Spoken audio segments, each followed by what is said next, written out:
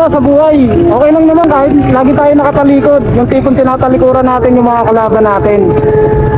Kung saan ka man mapadpad, lagi mo lang isipin na ang ahas kahit saan niya lumalabas. Minsan, nasa ilalim ng salawal, pero minsan nasa ibabaw ng kama.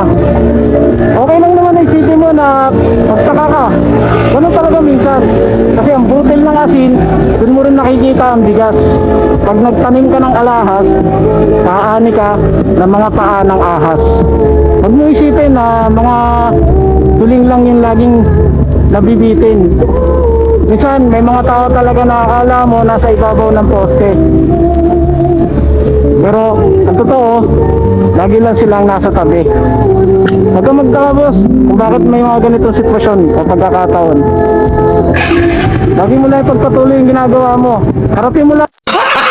Gago!